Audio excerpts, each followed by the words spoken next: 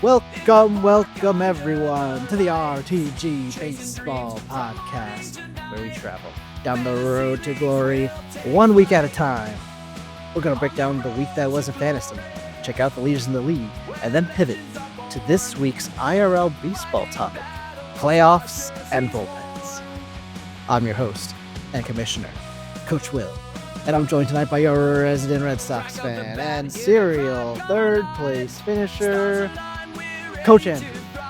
Much like the 2025 New York Yankees. The 2025 New York Yankees have a long laundry list of problems that they've taken 3 months to think about, wonder about, not do anything about. And now we're just any other team. There was a time when we're like, we're like a strong playoff team, and luckily the rest of the AL, they're just guys. I forget what podcast said this, but just a guy would be just like an average fantasy player, a jag with a J. So just a guy. So every other AL team, they were just a team. But now we're just a team. Disgraceful. I think that's the secret. I think every team in the American League has been just a team the whole time. Just a team. Now, because I can just tell you, you might be intimidated by the Yankees getting a 3-game sweep this weekend, but actually the Cardinals just gave up, and they were just about abomination on the field this week, making more errors and general mistakes than we did. Even their own manager making mistakes and just leaving relievers in when it was ridiculous. But we'll take the wins. I'm happy with the wins. Win is a win. It's a win. And that is how a bunch of teams have felt in this league, because in the fantasy league, this is it. 1 more week. Now, at this exact moment, we're recording 20 past 9 p.m. on the East Coast. So the last game of the week is not done, the last real life game. However, it seems that most contests are locked in. There's one I have my eye on, which we can get to. But this really, and this is how it comes down to sometimes, is sometimes not the last game of a year or last series of a year. It's what comes before that to set you up. So a lot of things I think have been decided by this week that we just had. I think even the Yankees, not the last week of the season, but the week before that, I think we have Blue Jays and Orioles at some point. So team that's dominated us and team we need to beat. If we can't do that, then the last week of the season might not matter at all. Who is the Yankees' final opponent of the season? It's also the Orioles. So we face the Orioles in back-to-back weekends. I mean, going into the season, that might have been viewed as a potential exciting final matchup, but it certainly hasn't turned out that way. No. Now they did just finally. I forget what we talked about here. The Orioles have been through at least 5 different catchers this year. All of them got injured. And finally, the 6th catcher is their number, I don't know if he's literally their number 1 prospect there, but the prospect that's gotten the most hype, who is a catcher, Samuel Basayo.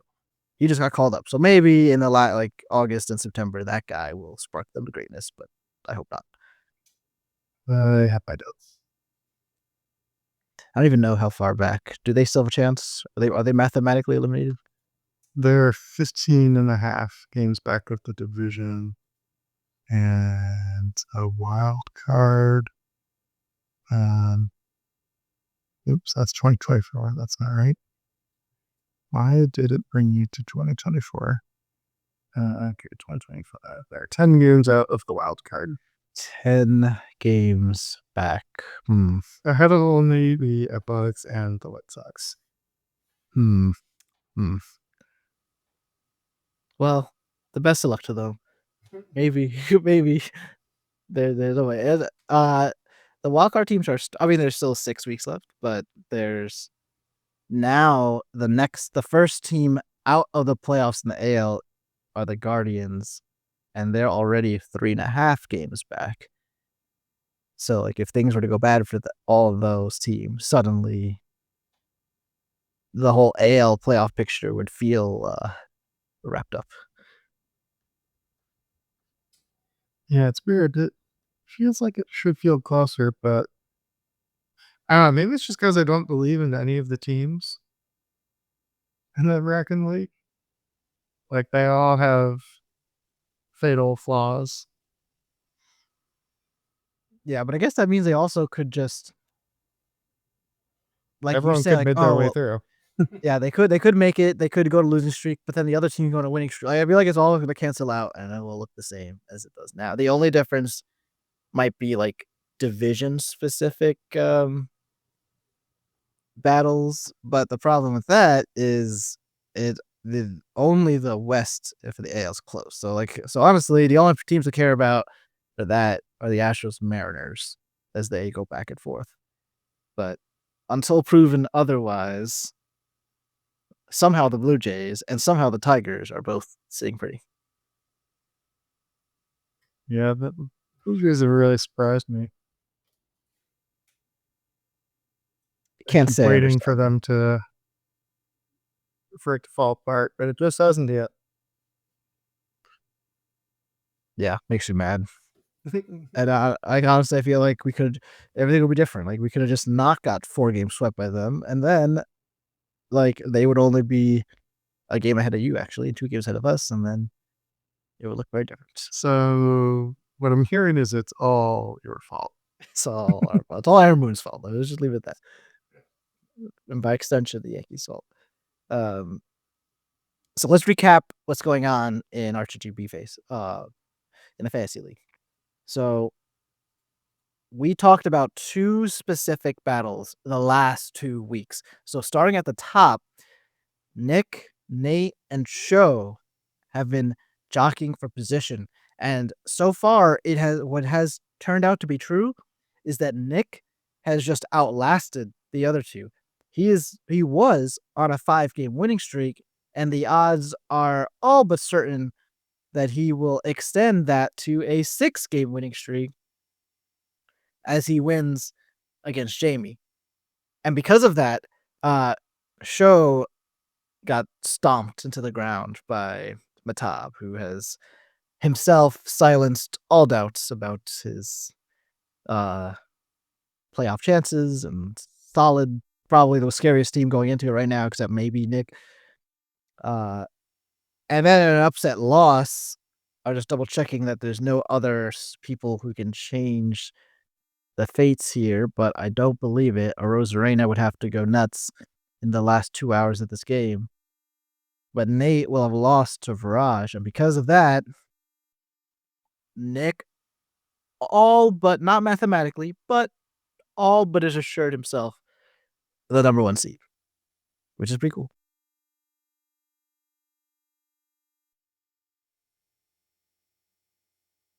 Next week, I'll probably look at a history of like who's had the top seeds or at least top 2 seeds in the playoffs. And Because I can base it's doesn't matter. In theory, should only help you here. In real life, some people are afraid to have the bye. But I'm just curious how it's played out for us because we got a big sample size now. We got like 9 seasons of sample size to look at. well, and yeah, it's interesting. He does have the highest points for now. And you gotta be feeling good coming off of a streak going into the playoffs rather than banking your wins early and coasting towards the end. I mean, that seems to be really where you want to land. Yeah, I feel like it's harder in fantasy. Like it seems like in real baseball, you can sort of, some players will just turn it into an extra gear when it comes to the playoffs. But in fantasy, you're just, working with the last couple of weeks of the season. So it's not like the players are playing with any heightened sense of urgency necessarily. No, but So if you're in a hot streak, one or both of these things is true. Either the players you've had all along happen to be on hot streaks, in which case you hope that continues. That would only be good for you. Or it means you've been making a flurry of correct waiver wire moves and lineup decisions, and then that you have to hopefully just continue your successful strategic decisions then. Or you've been sitting on some key players that were struggling to start, but have picked it up or recovered from injury. That's true. Yeah, especially if someone came back from injury, that would be Yordan Alvarez Yeah, I was just still thinking. isn't back yet. Yeah, But now I think hopefully he's about to come back. I think that was a good move by me to move on from him. But as long as I think we should be okay for next week, whatever happens. But it got close for the pop and soda cans because we've kind of been a little too um lackadaisical here and just assuming things would work out. And with the stunning loss this week, which again I blame the Red Sox for not having the proper save situations, and the new Cubs closure to get saves, and various other people failed me. But with that loss, we are almost at the last playoff spots, which is not good. But I think we will just barely survive. And then hopefully Jordan will be back, and we go from there. Old strategy. Well, look, if it at the end of the day, I need my players in the playoffs, and the goal is to have the best players when the time counts. So as long as he actually comes back, then I will succeed in having the best players when the time counts. Now, a player that Nate is not going to have. I don't know if you saw the headline today while you're watching any of the games. Zach Wheeler just placed Ooh. on the injured list. How many days? Uh, let's see. He was put on the 15-day IL. Oh, but it's because of a blood clot. That's scary. So honestly, I don't know if anyone knows exactly how long that's going to be. Huh. That's It's an unusual 15 day. That's an unusual injury. yeah. So now, obviously, that's not in maybe your number one scorer overall. I mean, I wouldn't be surprised. Zach Wheeler is the 8th highest scorer in the league, so probably Nate's highest scorer. You don't plan for that type of player to suddenly not be contributing. And see now this, if anyone's scared about the buy, the only reason to be scared about a buy is maybe like you've planned everything out with your 2 start weeks and you have 2 starters this week, but not that week. But even then, like just get 2 starters for the next week. It should be fine. But here's where it's really useful. If Nate is able to get the job done next week, because ultimately his destiny is in his own hands. If he wins next week, which is the last regular season week, he has number 2 seed at least. He gets the first bye, which is when the 6 and 7 seeds face each other, and he gets the second bye when the quarterfinals are. So that's 2 weeks to sort of figure out what he's going to do to replace the contributions from Zach Wheeler. Well, and yeah, it also goes back to how much do you value um, positioning in the playoffs versus do you say, okay, we might not go all out for this game. We like these players and we'd like to keep them for playoffs rather than try to get cute with, streaming, certain players. Well, yeah, like imagine your best pitchers out. You're going to be adding some. Well, I mean, depends the depth on your team already, but you might be adding players. And at that point, why You not could, add someone with 2 starts? And at that point, do you trust the probably just like average pitcher with 2 starts versus just somebody on your team with 1 but start? what if, say, whoever you have on your bench, you like better than, who you could pick up? do you want to risk dropping them because you're presumably not going to drop Wheeler to, you know, pick someone else up and, you know, try to get lucky with 2 starts and then try to get them back. And Yeah, I feel like you're going to see a lot of hitters dropped during this period of time. Just yeah, banking, just hoping your starters, like your starting hitters, don't get injured. So therefore, you don't need the depth, and just keep as many pitchers on your roster as possible to have the best chance of hitting 2 starts. That's probably what you would do. But like I just said, you are potentially making yourself vulnerable if you only have one third baseman on your roster and that third baseman gets hurt. Or not even hurt, just like the schedule's weird. Like sometimes a team only plays 5 games in a week. So like maybe then you don't play a player because they only have 5 games versus someone who has a full 7 games. So there could be different things that come up. Like in this specific example, Nate has 2 pitchers. He has the pitcher we saw in Baltimore, Jensen Junk, who dominated that game who on his bench. obviously And the sucks today. oh, did he? Yes. And the broadcasters could not get enough of his name, which I can't blame them. I mean, yeah, fair enough. So he's got Junk and he got Jeffrey Springs, a pitcher from the Athletics, used to be on the Rays. So you're right. If he believes in either of them, or all of more than whoever's the latest person to get on waivers, he could just slot them in. And actually, he's already put Zach Wheeler on the IL, so technically, he's already replaced him with somebody. I don't know which person it is. Let's just say it was Slade to Cody because he's on the Guardians and he's a Guardians fan. So let's just pretend it was that guy who lost 10 points for him this matchup for a set. But yeah, so it should be very interesting, and I'm sure. I mean, this is the biggest news across any team, the headliners. But everyone's gonna go through something like this, whether it is an injury or just, oh no, a starter I've been relying on happens to be facing the Rockies in Colorado this week, so now I have to make a decision. So there'll be that kind of thing going on too.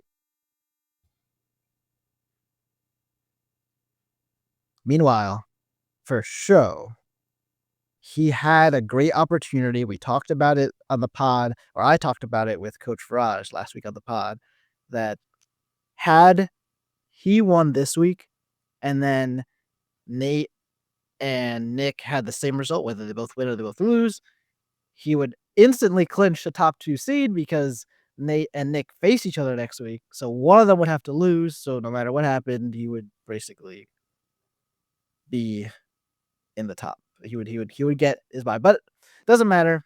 He fails. He gets absolutely crushed, and now finds himself in an. It is unlikely that he'll be able to push through into the top 2, but it starts with him having to win next week, and then uh, Nate losing. But there's another concern with his loss and Mehtab's win. Now they're 1 game apart from each other. So now, if that happens again, Mehtab wins and Cho loses, they'll be tied. And at this exact moment, it is Mehtab who has scored more points and has a tiebreaker. So now, if that happens, Cho would drop from number 3 to number 4. And for those that care about this type of thing, if you're the number 3 seed, you get the first bye. You're playing in the quarterfinals, and you are facing whoever wins that play-in game between 6 and 7. Whereas if you're 4 and 5, you two are locked into each other facing off. So, to put names to numbers, that's probably going to mean that the number 3 seed is facing either Jamie, Eric, Brian, or me if bad things happen to me.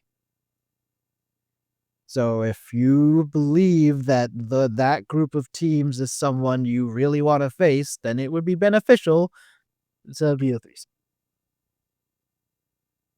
Yeah, what's top at now? 800. points for this week, and He had a that's huge. not only to beat Show, but to Bolton over in the points total. I mean, that has to be a crushing loss for Show.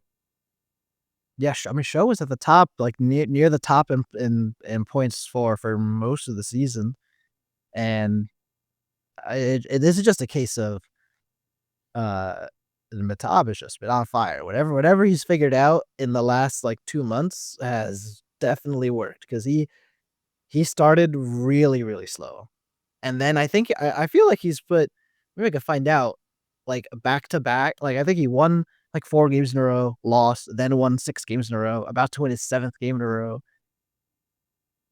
It has been awesome. Let me tell you exactly what it's been. So he 1, 2, 3, 4, 5, 6. So he's about to win his 7th in a row. Before that, he lost twice. Funny, he lost to Nick in a nail biter, and he lost to Jamie actually. Before that, he had won 5 of 6. But before that is when he was bad. That's when he had lost 5. So he lost 5 of 6, won 5 of 6, lost 2, and now he's about to win 7 in a row. So what a turn of events for the dream team and Coach Mehtab. I'll just say I am not surprised in the slightest. Yeah, we've seen this from Coach and talk before. I was not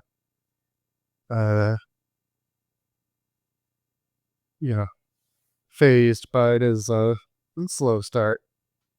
I saw right through that. Yeah, I mean, I was hopeful, like maybe because that's 1-5 his start to the season, and I was like, this could be an opportunity for the rest of us to like not have to deal with Mehtab in the playoffs. But alas, he's completely turned it around. And here we are. You're fighting for a spot, and he is, hosting his way into one of the top seeds.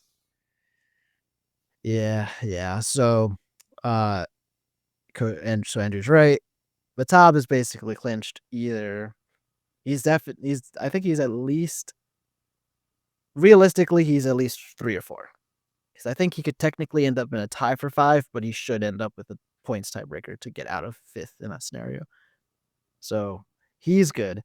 If we go and like we said, and then Show is really he's focused on just defending the number 3 spot, and if he wins, he succeeds at that. If he loses, there's a threat that he might drop down to 4, depending on what happens. And then we go to the mess that is 5, 6, 7, 8. So right now, it seems like Brian is going to win. And with that, he and I will be tied for 5th, but he's going to end up with a tiebreaker. So he'll be 5th and I'll be 6th, which is not what I want to see. Then there's Jamie and Eric, who, based on their results, should end up tied going into the last week. And this is where the magic's going to happen because they're going to be tied for the last spot, for the 7th seed. Only one of them can have it. So for them, it's win or go home. Although a little bit more pressure for Jamie, who has scored fewer points. It looks like it's about 300 fewer points. So it's unlikely that he would outscore Eric by that much, but it could happen. I mean, there are gaps like that in this week we just had. But you don't want to rely on it. So really, what Jamie needs to happen, he needs to win, Eric needs to lose. That happens, then he's home free. Yeah, I mean, we're really at a point where I think not necessarily anything could happen, but I think that nothing's set in stone at this point. I think this could go a lot of different ways. Yeah. I kind of scared myself. I didn't, even though I'm the one looking at these and preparing for the show, I did not realize that because usually we record when the matchup's over, so the standings are in front of me. Whereas this, I'll do the mental math. So yeah, I'm really in the play-in game right now. If nothing changes, that's a problem. We need to stop that. And luckily, I have my chance because next week I will be facing Brian, and if we beat him, then I'm not gonna worry about this. Then I'm in the five. Then I'm in the 5 seed. So that's the plan. Beat Brian. Don't be in the play-in, and then everything's good. Yeah, it's always nice to, you know, be going up against whoever's in your way as you get to the end. Because then if you lose, it's like, okay, well, you at least have your shot. Yeah, and it's also a reminder. I mean, it's too late if we really do anything about it now, but scoring points is good. That helps you right now when you might be into ties with people. Like for me, a tie isn't good enough. So if I had not been facing Brian, we would be in dire straits because if we both won or we both lose, I would likely lose tiebreaker, and then I don't get what I want. But I'm bailed out because we're actually facing each other, so that'll break the tie. Just don't underestimate that points for. And of course, that leaves us with 9th through 12th. This is a sad state of affair for specifically one of these groups of teams. The person who's been most impressive, though, has been Coach Viraj, who actually has like turned things around. He's kind of played like a little bit above 500 the second half of the season, and his final win total won't be impressive, or well, it just won't be like what you want. But it did look for a while like he was going to be 11th or 12th. But he's turned it around now, and his eyes, of course, will be on the draft pick bowl as all these teams are all clinched into the draft pick bowl, so they cannot change their destiny there. And behind him is Phil. Behind Phil is Rachel, who, by the way, I'm also just like all these teams. Ultimately, no one's gonna be happy about these seasons, but I'm the only one who predicted 7 wins, and she will have at least 7 wins. So, once again, Coach Will proven correct. Shame on Yeah, you of little faith. yeah. Let's not think about the Rockies. The Rockies, have you really kept track of if they ever got out of last place, though? There might have been like a day the past 4.5 months. There might not have been. Maybe. Maybe. No. I feel pretty good about. Who's our next closest team? Let's just sort wild card, NL wild card. The Nationals are the next closest team, and they are 15 games ahead of the Rockies. Gosh darn it. 3-game win streak Rockies, It's not their longest of the season. though. Negative 327 run differential. Not great.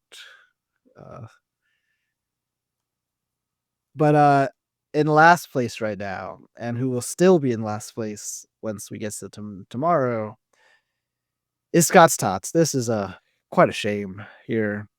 This will be your 6th loss in a row.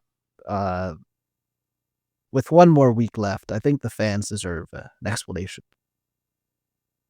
Yeah. We kind of died. Um, Yeah, that do just, it. but nothing works.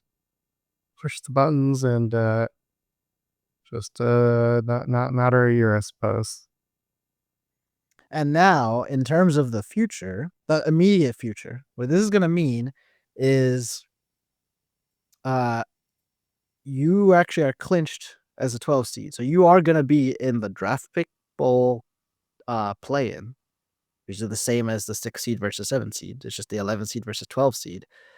So if you've had dreams of that number 1 draft pick, you need to win your first game then. So not next week, but week after next week. As does whoever ends up as the 11th seed, which will either be Phil or Rachel. So if I were you, I'd be making your preparations now, looking ahead to 2 weeks from now, and getting everything lined up. Yeah.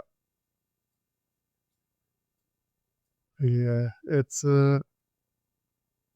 that's the silver lining that Scott's Tots will be striving for is yeah, I don't know if this offers you any better comfort, but of those 4 teams we talked about, coaches Viraj, Phil, Rachel, and yourself, you have the highest points for of all those teams. yeah.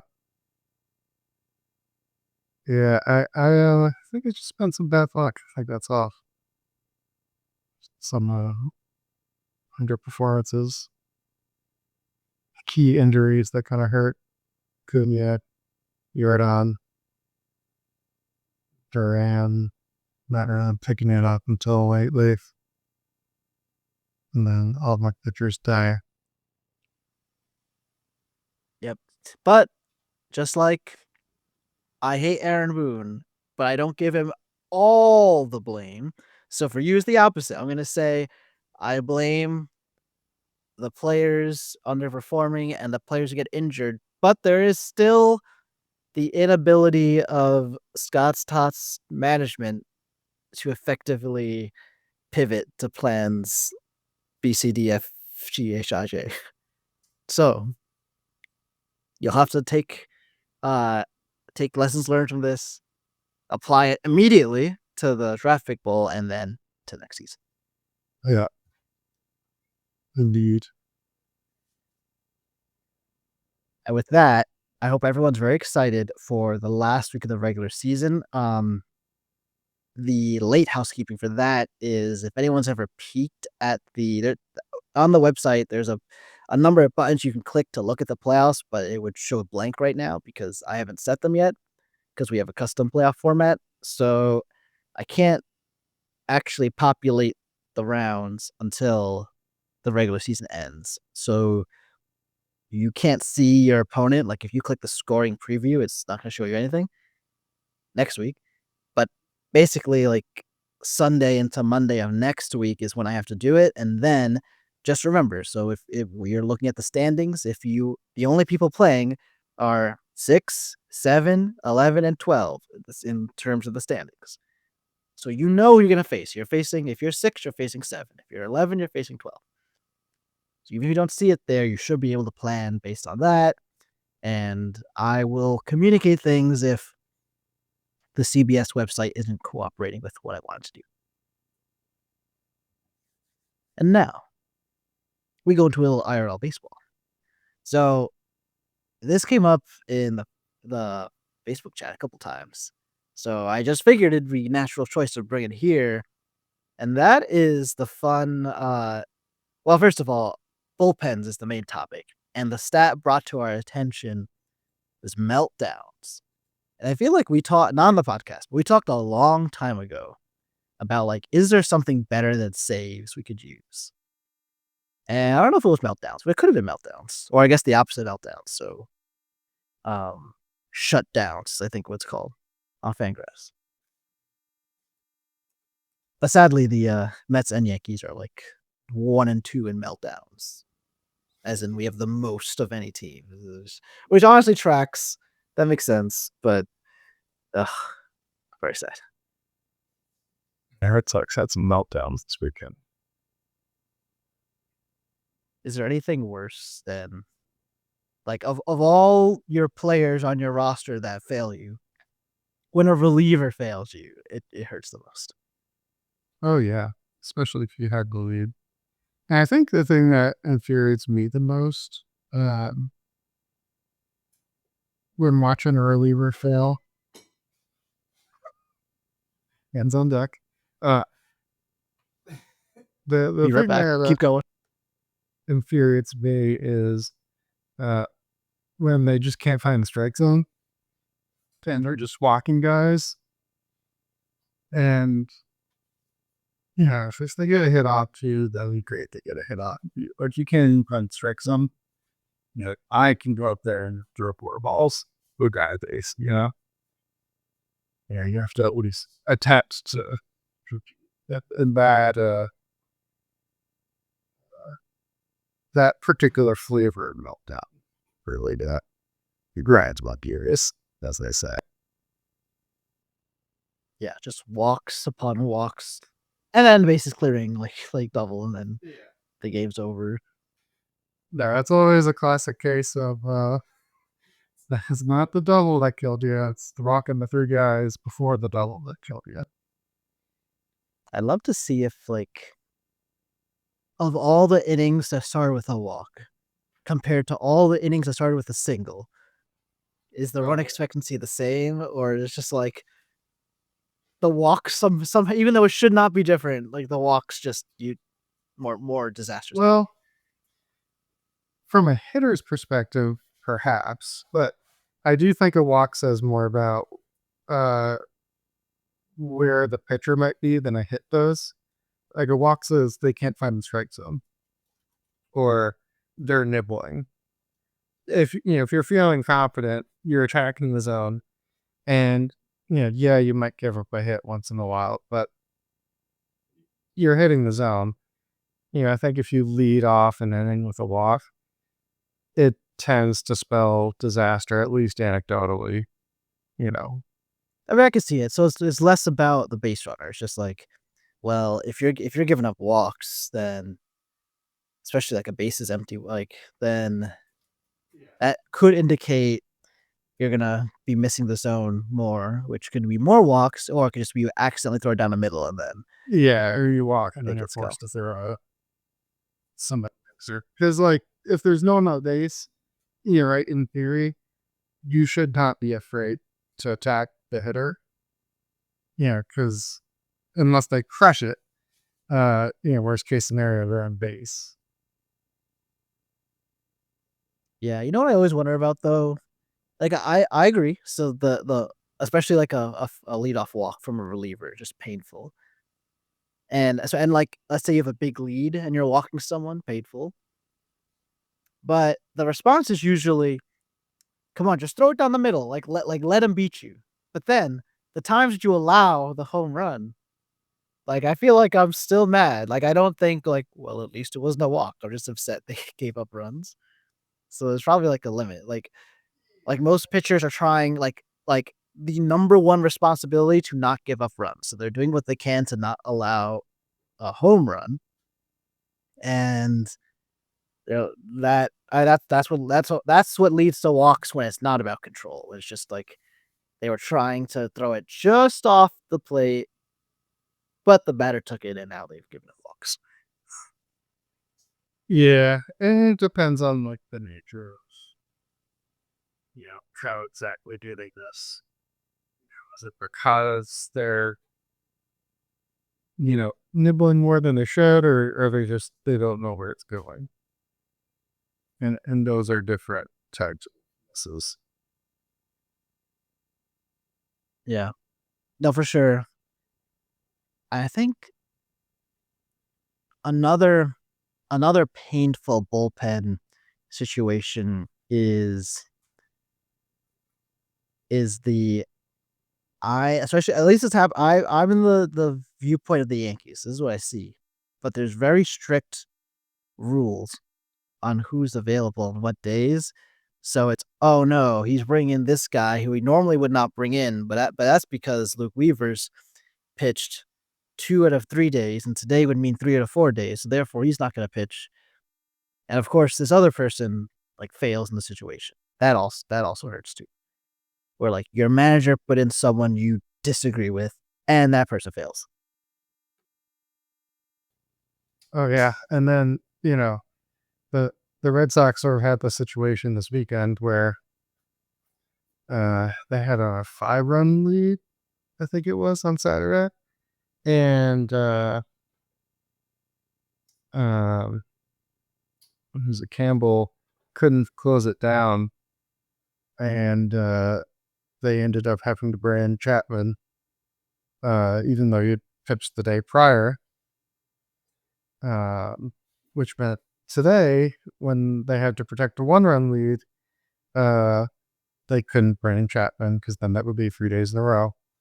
And of course, whoever the schmuck it was, they brought in blew the lead, and it's like, they didn't the reason they lost today's game was because they couldn't hold down a 5-run lead, the game prior. So it's not like, a situation like this, Core didn't know the best reliever to put in. It's like, no, guys just didn't deliver. But the crazy thing is, in a winner go home game, they're going to use people 3 days in a row. But then they'll have not done it the whole season, and are probably going to be apt to struggle more than usual. Because Sure. at least that's what I worry about. Well, I think though part of why they do it is, for risk of injury and making sure they're still fresh for the first, games in the playoffs. And then when you reach, those later games, yeah, you can empty the tank. It's how I feel about pitching, like keeping someone to facing 2 times through the order only, like your starting pitcher. But then, if you want to then push someone in the playoffs, because maybe the previous game you had to do a bullpen game, so you're really trying to not use your other relievers other than your closer, and you're trying to push this guy. Well, now they haven't done it all year, so they do not know how to channel their energy and get through it. Or bunt. You're gonna do all the small ball in the playoffs, but oh no, you didn't do it in the regular seasons. No one's practiced drag bunts, let's say. Well, and that I feel like is a bit of a different than pitching, because bunting is not like a max effort sort of thing. It's just like a skill thing, and there's nothing stopping you from physically bunting a million times. It's just not, good strategy to do that. Yeah. Versus Imagine you just sacrifice a game to just have every batter bunt for 27 just outs. to get him the reps. Yes.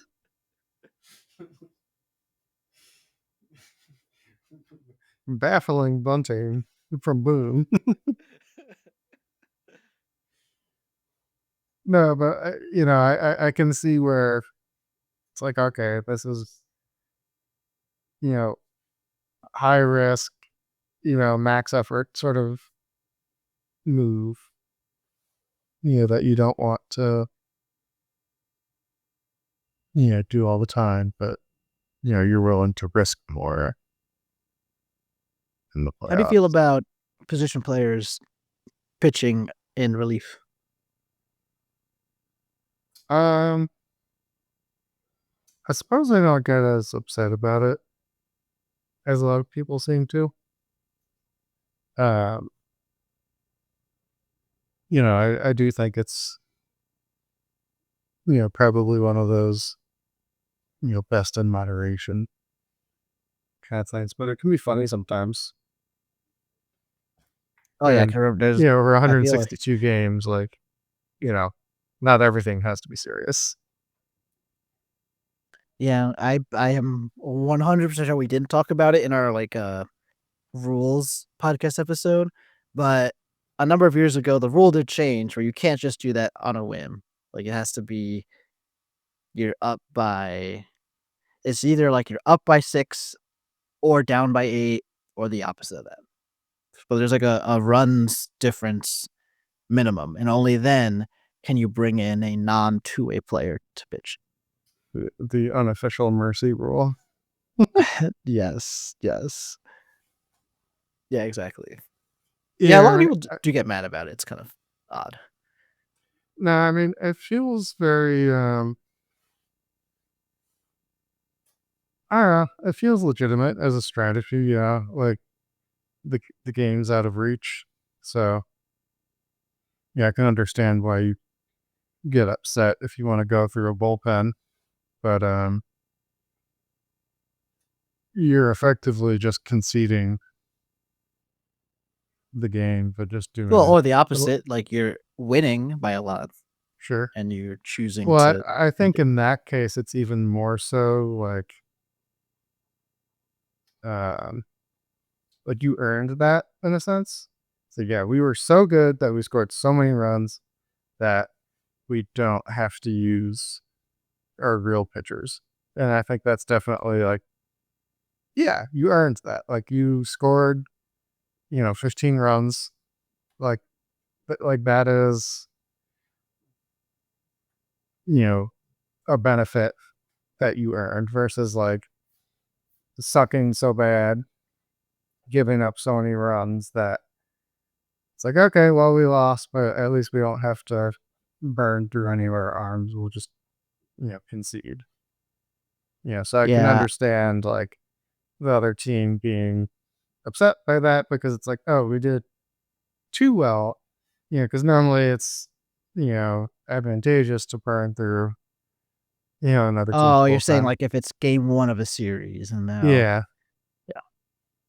Yeah. It's like, okay, normally you'd have to go through the whole bullpen, but, if they're getting crushed, then it's like, I okay, well, we'll wonder, I concede, mean, for essentially. that specific concern, the only way to go around that is there actually is a mercy rule. Or I guess you'd have to like But then that would still increase the, benefit them. yeah, Like I guess that's if the game just true. ended, like it would be I guess we wouldn't have to use our pitchers either as the winning team. sure.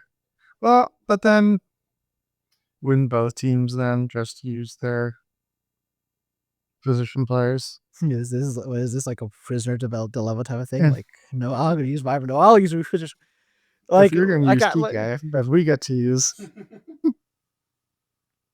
Rizzo used to pitch for us when he was on the team. Um, and Jose Trevino also used to pitch for us. I guess that would be my counter to that. Is like, oh, well, you're not going to burn in your bullpen. Well, then we're not going to do that either. Yeah, I Like, don't what think it's though? ever bothered me in the ninth inning, but like it would bother me if it's like multiple innings, especially I like both teams are doing it. And I'm like, all right, what are we doing here? was going to say, like, I feel like I'm trying to think to when I've seen it. I don't think I've seen it a lot lately, at least with the Red Sox, but like, what percentage of the time do both teams do it? Because I would think both teams should.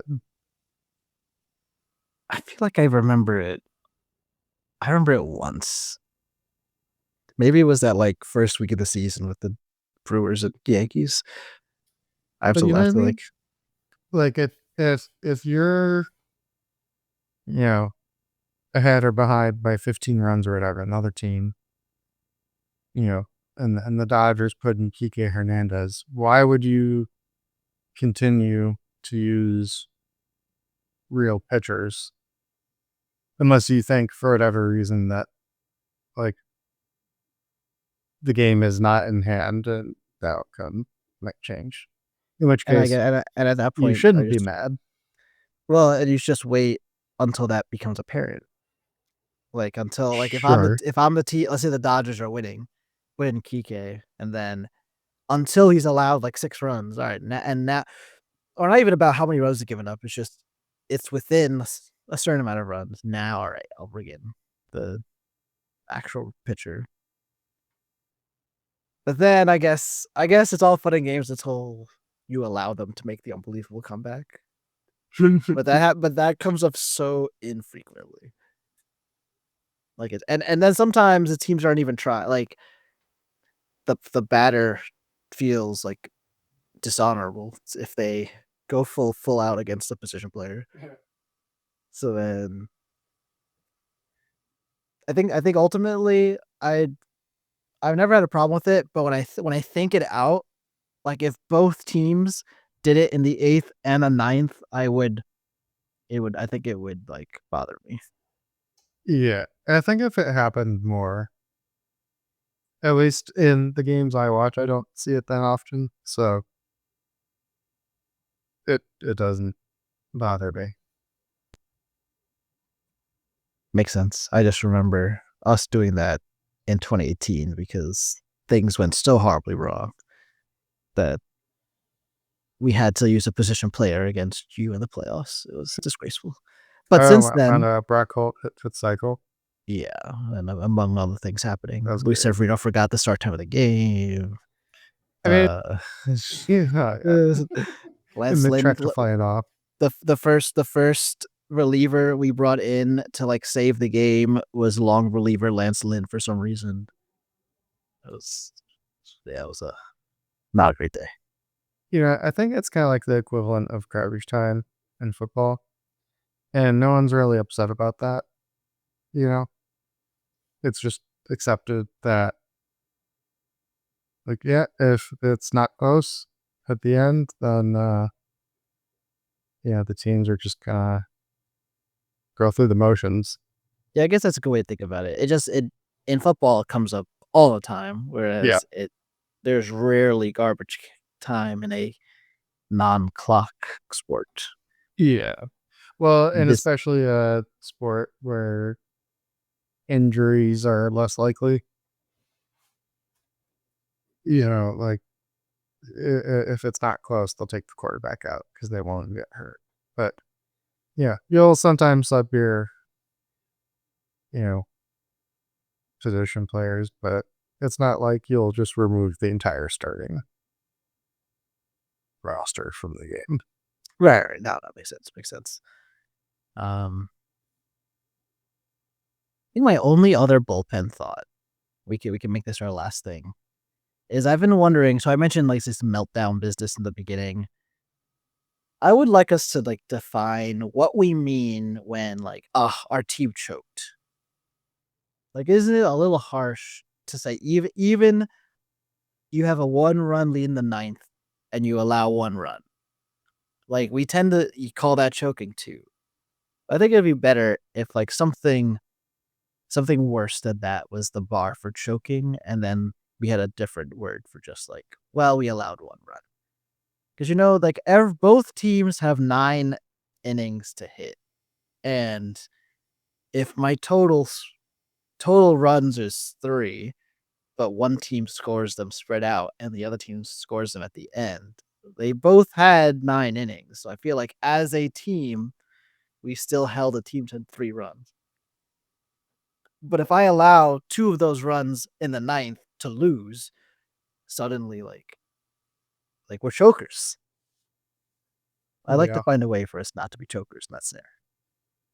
Well, I wonder how much of it is because of the different, you know, type of pitching that you get from bullpen arms versus starters.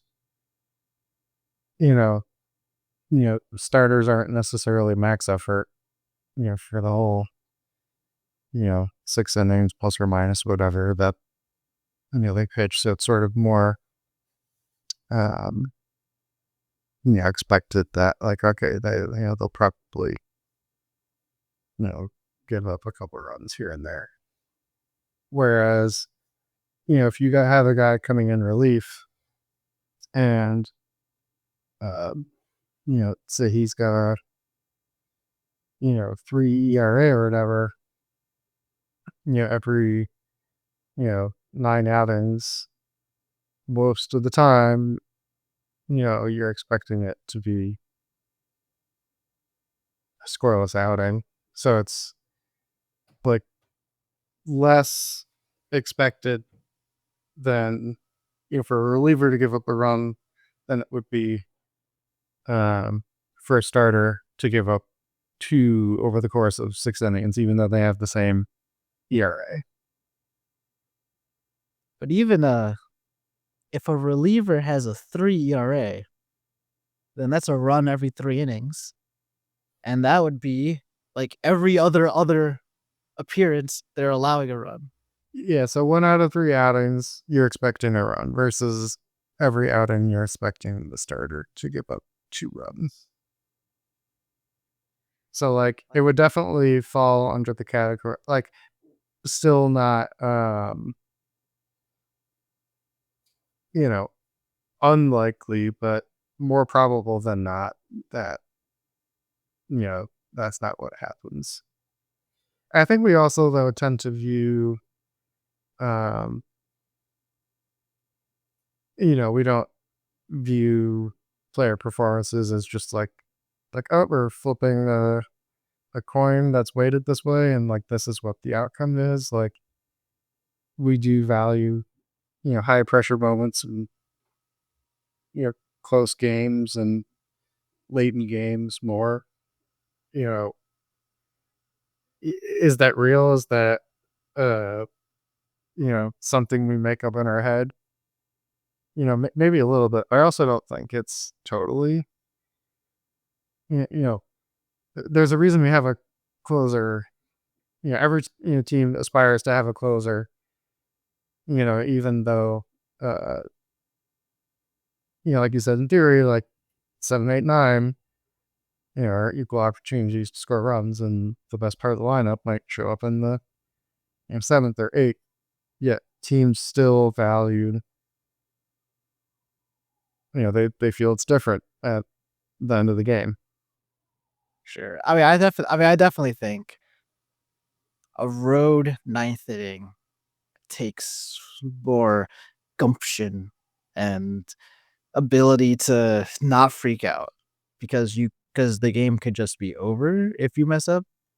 So I'm definitely a believer of that. I just think choking is a bit harsh. I don't think like if Chapman Aroldis Chapman comes in the tie game in the bottom of the ninth and allows a single stolen base single and the game's over. Like, are you gonna say choked? Some people would, but would you say that's choking? Yeah, I think it depends on how it happens as well. Take my favorite example of um, Game 4 in the 2004 American League Championship Series when the Red Sox tied the game in the ninth inning off of Mariano Rivera. I do, in fact, remember this. It was a walk, stolen base, and a ground ball single up the middle. So to what degree, could you say Mariano choked there? That feels a lot different than like you just can't get anybody out, and they're running around, and how it happens feels like it matters. Right, and that was 1-run lead, and you allowed the run to score. But you didn't allow the second run to score, so you didn't lose instantly. So, like, the fact that that game continues probably feels better. But if it's walk, stolen base, single, and then, like, double to score him from first base, and the game's over. So now he's allowed 2 runs. Now, does that meet the criteria for choking? I would just like I just want some rules. Like, what level of upsetness must I have for it to count as choking? I don't know. I just feel like it's more vibes based. I I'd like to propose at least that allowing runs in a tie game should never count as choking. That's my proposal. What if it's going up against 7, 8, 9 hitters? Hmm. Well, first of all, they could be really good 79 hitters or bad 79 What hitters. if But those 7, 8, 9 hitters are Connor Wong? oh, And, you wanted to be Wong, Verdugo, and Jeter Downs? yeah, and Jeter Downs. Yeah. Doesn't feel good, gotta tell you that. But I don't know. I think what I need, what I'm grasping, I just want another word. I want another vocabulary word to be He didn't do his job. He failed. Maybe he's a failure. He failed. But choking is supposed to be like the Yankees had a 7-game lead in the division at one point this year, and now we don't. In fact, we've gone quite the other way. Some would say we choked away the division. Now, I would say that was a long time ago. Like, I don't know if I feel like even that feels like it should be like if we had that lead in August and then lost it, that would choke. Yeah. I don't think it But was like, I don't think you guys owned the division. okay, wait. Yeah. Okay, I think we stumbled into it. So for choking in a single game, the game was in hand, and we felt confident, and we failed. Yeah. Like for the division, if you felt like the division It was in was locked hand, up. Yeah. because even if you have like 3 months left, if you have like a 12-game lead, you just assume that 12 game is not going to completely go away. Even though it's not what the math says, but like I think people would feel confident. Well, I think that's the other thing with like the Red Sox game today. I forget how, like, I think they let, if not the whole game, most of it. And so that's where it can feel like, God, like we were ahead the whole time. And then at the last minute, you know, that's when we lost it. And that feels like a choke. So I feel like the longer, like, even though, from the perspective of the reliever who comes in, you know, a 1-run lead is a 1-run lead. But because you held that lead for longer, it feels that much worse because in your head, you're visualizing like, oh, well, we're going to win. We're going to win. We're going to win. And then only at the very end does that change. See, I like that. I like that. So here's what I propose then. The criteria for a reliever choking is a higher bar than for your team choking. Mm, Because you can feel like your team has the game in hand a lot for a longer amount of time and for earlier in the game than a single reliever. Like if a reliever comes in with a 1-run lead, I understand that against most opponents, there's still a way they can just bloop single their way to tying the game. Whereas with a 3-run lead, I'm like, I feel like we have to get beat for us to give up this 3-run lead. So I'm going to call that a choke. But yeah. as the whole team goes, I mean, for all you know, that we could have been up 8-1, and then slowly and but surely the team came back, and now it's 8-7 in the ninth inning, and then the closer gives up 2 runs. So I would say closer did not choke, but my team did choke. Yeah. I do think you also have to, like, part of what factors into it as well is like past performance. If you're consistently, giving up no runs when you've got a 3+ run lead, but whenever it's tied or a 1-run lead, you're giving up a run. I think that's relevant too. Yeah, I can see that. I got room in my heart for that perspective too. That'd be like when he pitches in the eighth, he's dominant, but when he pitches in the ninth, just something always goes wrong. Sure.